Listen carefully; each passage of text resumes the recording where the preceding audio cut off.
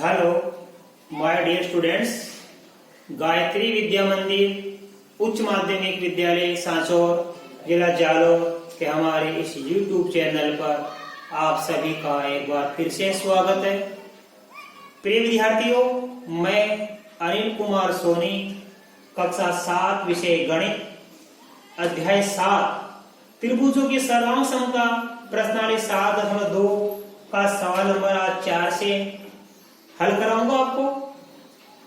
विद्यार्थियों, प्रश्नावली 7.2 के सवाल नंबर 4 की शुरुआत करने से पूर्व मैं आपको एक बार फिर से दोहराना चाहूंगा कि यदि आपने अभी तक हमारे इस YouTube चैनल को सब्सक्राइब नहीं किया है तो सब्सक्राइब जरूर करें, जिससे कि आपको आगे आने वाले वीडियोस के नोटिफिकेशन समय समय पर प्राप्त हो और आप अपनी पढ़ाई को निर्बाध रूप से सुचारू रूप से जारी रख सके और अपनी पढ़ाई में आपकी सहायता आपको मिल सके। अब देखो बच्चों, क्वेश्चन नंबर 4 लिखा है, त्रिभुज ABC में कोण A बराबर 30 डिग्री, कोण B बराबर 40 डिग्री, कोण C बराबर 110 डिग्री है।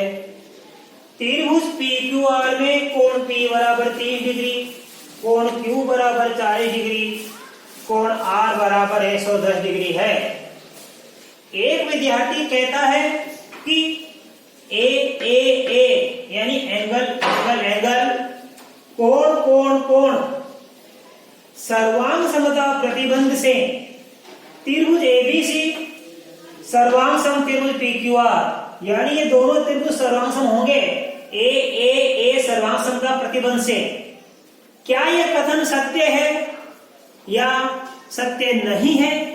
यदि हां तो क्यों और नहीं तो क्यों?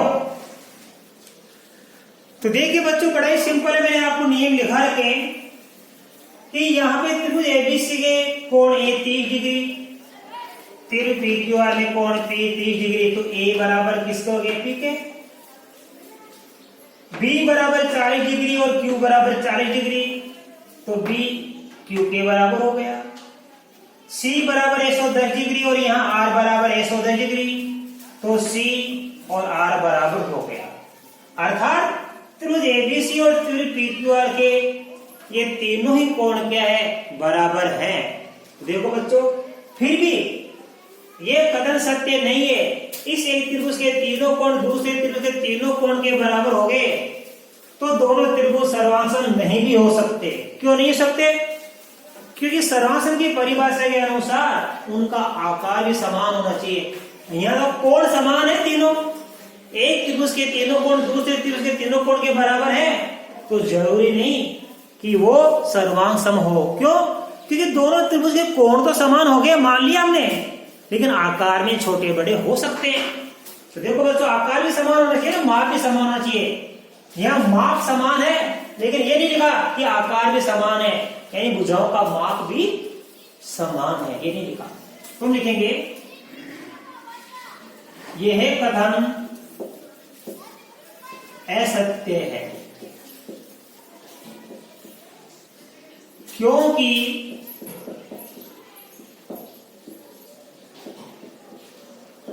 एक त्रिभुज के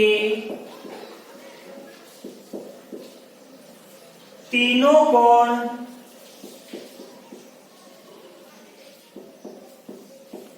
दूसरे त्रिभुज के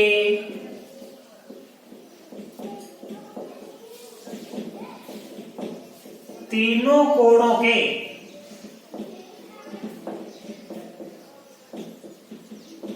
संगत बराबर तो है, लेकिन दोनों त्रिभुज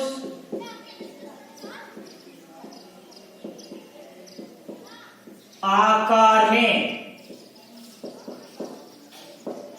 छोटे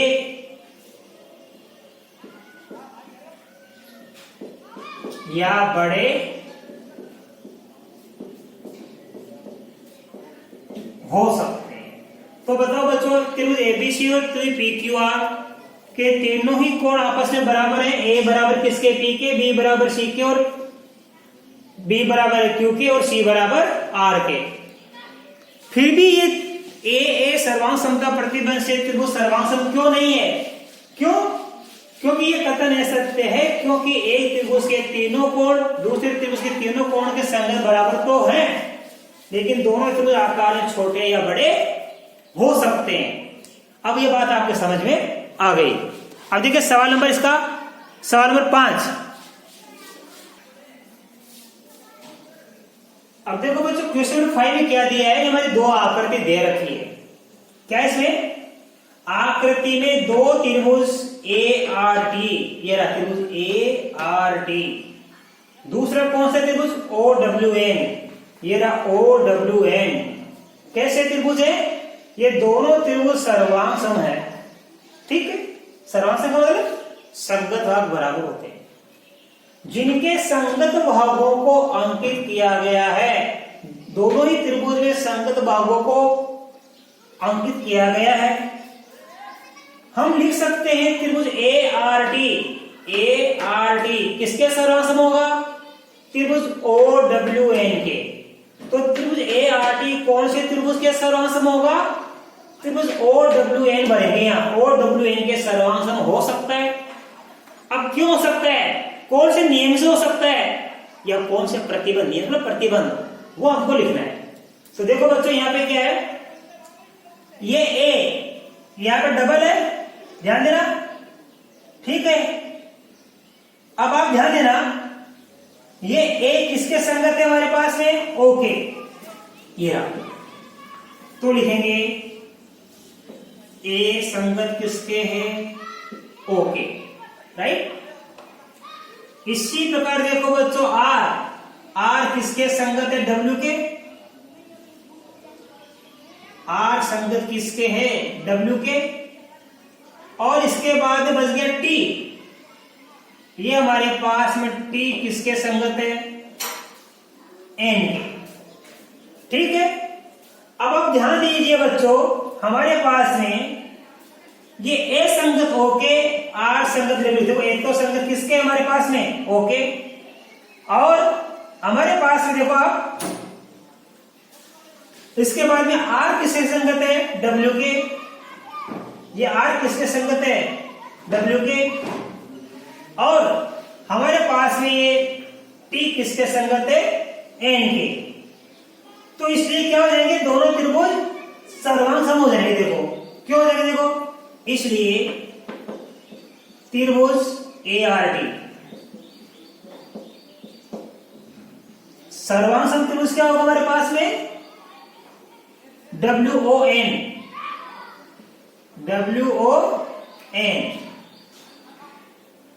तो ध्यान देना, हमारे पास में त्रिभुज ए आर टी किसके होगा? यहाँ पे ध्यान देना, अच्छी तरह समझना। त्रिभुज ए आर टी दिया है और त्रिभुज हमारे पास में ओ डब्ल्यू एन दिया है। तो पुनः देखिए, पुनः समझा रहा हूं। आकृति में दो त्रिभुज ए आर टी और ओ डब्ल्यू एन है, ए आर टी और ओ डब्ल्यू एन है, जिनके संगत भागों को अंकित किया गया है। ये जो संगत भाग है देखो, यहाँ पे ए कोण ए पे डबल मार्क है और यहाँ ओ पर डबल मार्क है। तो ए संगत किसके हो गया? ओके। ठीक है, आर के क्या सिंगल मार्क है यहाँ पे और डब्ल्यू के सिंगल मार्क है ऐसे कोण का चिन्ह। तो आर डब्ल्यू के संगत हो गया और टी के क्या यहाँ पे 3 मार्क है और ये एन के 3 मार्क। तो ये टी किसके संगत हो गया? यहाँ पे एन के संगत हो गया, राइट। तो ए ओ के बराबर, आर डब्ल्यू के बराबर और टी किसके बराबर? एन के बराबर। इसलिए त्रिभुज आर ए टी लिखा है, आर ए टी। तो देखो आर के संगत क्या? डब्ल्यू। तो इस आर की जगह में क्या लिखा है? डब्ल्यू। फिर ए के संगत ओ, तो यह लिखा हमने ओ। फिर टी और टी के संगत एन, तो यह लिखा हमने एन। तो देखो आर किसके बराबर? डब्ल्यू के, ये रहा। ए किसके बराबर? ओ के, ये रहा। टी किसके बराबर? एन के, तो टी हमारे पास ये एन के बराबर आ गया। तो त्रिभुज आर ए टी किसके बराबर हो गया? किसके सर्वांग सम हो गया? त्रिभुज डब्ल्यू ओ एन के, एक क्रम से हो गया। क्यों हुआ? इसका नियम है यहाँ पे बाई एस ए एस प्रतिबंध से। हमने आपको त्रिभुजों के सर्वांग समता का नियम दिखाया था एस ए एस। क्यों हुआ? क्योंकि यहाँ पे दो भुजा और बीच का कोण बराबर हो गए। ये भुजा किसके बराबर है? इसके। और ये कोण ये इसके बराबर है। ये भुजा तो ये भुजा और ये भुजा के बीच का कोण है ए। इसी प्रकार ये भुजा और ये भुजा के बीच का कोण कौन सा है? ये। तो देखो दो वाली और एक वाली, दो वाली और एक वाली के बीच का कोण, ये दो वाली और एक वाली के बीच का कोण ये बराबर हो गया। तो हमारे पास त्रिभुज आर ए टी किसके सर्वांग सम हो गया? डब्ल्यू ओ एन के सर्वांग सम हो गया। राइट? इसमें नियम कौन सा लागू हो गया? एस ए ए सर्वांग सम का प्रतिबंध। आप बच्चों इसका स्क्रीनशॉट लीजिए। अब मैं आपको इसके बाद में अगला सवाल नंबर 6 हल कराऊंगा।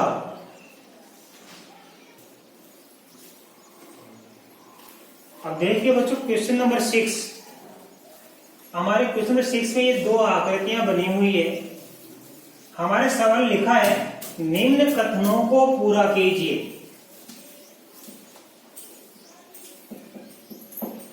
देखो यानी ये त्रिभुज बीसीए के सर्वांग सम कौन सा त्रिभुज होगा ये हमको पूर्ति करनी है। और त्रिभुज क्यूआरएस के सर्वांग सम कौन सा त्रिभुज होगा ये भी हमको यहाँ पूर्ति करनी है। तो बच्चों देखो यहाँ पे पहले हम अध्ययन करेंगे कि हमारे पास इस आकृति में दो त्रिभुज है, एक त्रिभुज ऊपर और एक त्रिभुज नीचे। और यहाँ हमारे पास इस आकृति में भी दो त्रिभुज है, एक इधर और एक इधर। पहले हम इस त्रिभुज का अध्ययन करेंगे बच्चों। देखो यहाँ पे हमारे पास एक त्रिभुज है ये बी टी सी। राइट? इस बीच से हमने यहां से एक रेखा खींची बी ए। तो ये बीटीसी त्रिभुज दो भागों बढ़ गया, आधा भाग ऊपर और आधा भाग नीचे। अब हम दोनों त्रिभुजों में पता करेंगे कि कौन कौन से संगत भाग है। ऐसे समझ में? तो देखो बच्चों यहाँ पे हमारे पास देखो अच्छे से सीखिए, इस त्रिभुज बीटीए और त्रिभुज हमारे पास है बीसीए, इसमें क्या क्या समान है। देखो यहाँ पे ऊपर वाले त्रिभुज में ये जो कोण बी है यहाँ दो मार्क लगे हैं। हमारे पास में एक और एक दो मार्क है और नीचे भी एक और एक दो मार्क है। तो ऊपर वाले त्रिभुज का बी कोण और नीचे वाले त्रिभुज का बी कोण बराबर हो गया। अर्थात ध्यान देना यहाँ पे हमारे पास में ये बी किसके बराबर है? बी के। तो देखो ये बी किसके संगत हो गया? बी के। ये बी के संगत हो गया। ठीक है? इसी प्रकार देखो हमारे पास में अब ये बीसी, ध्यान देना ये बीसी में दो मार्क लगे हैं, इधर बीटी में दो मार्क लगे। तो यहाँ पे ये कौन सा बराबर हो गया मेरे पास में? अच्छे से समझना आप कि मार्क के हिसाब से पता करेंगे, एक मार्क, दो मार्क और तीन मार्क। इसी प्रकार देखो आप हमारे पास में सी, ये सी किसके संगत है? टी के संगत है हमारे पास में, ध्यान देना। तो हमारे पास में सी किसके संगत है? टी के। ठीक है? और इसी प्रकार ध्यान देना हमारे पास में ए संगत किसके? ए के। ए संगत किसके है? ए के। अब आपके समझ में आ गया, बी के संगत है और सी टी के संगत है और ए के संगत है। तो ध्यान देना ये बी सी भुजा इस बी टी के बराबर हो गई। ये बी सी भुजा किसके बराबर हो गई? बी टी के। ठीक है? और ये सी ए भुजा किसके बराबर हो गई? ये सी ए भुजा ए टी के बराबर हो गई और ये बी ए दोनों में घनिष्ठ हो गई। तो यहाँ पे देख तीनों भुजा बराबर हो गई। देखो ये बी टी किसके बराबर हो गई? बी सी के। और ये टी ए किसके बराबर हो गई? ए सी के। और बी ए दोनों में हो गई। तो ये नियम लागू हो गया, एस एस एस नियम से ये त्रिभुज बीसीए, त्रिभुज बीसीए सर्वांग सम किसके होगा? बीसीए। तो बी किसके संगत है? बी के। और सी किसके संगत है? बी के। तो देखो बी सी आ गया, ये बी, इस बी की जगह में क्या होंगे? बी। और सी किसके संगत है? टी के। और ए किसके संगत है? ए के। तो ये बी सी ए किसके बराबर होगा? बी टी ए के। ये दोनों त्रिभुज सर्वांग सम हो जाएंगे। तो बी सी ए किसके सर्वांग सम होगा? बी टी ए के। तो यहाँ क्या बनेंगे खाली स्थान में पर? ये बी टी ए बनेंगे। ये इसका आंसर आएगा। ये बी टी ए ने भर दिया।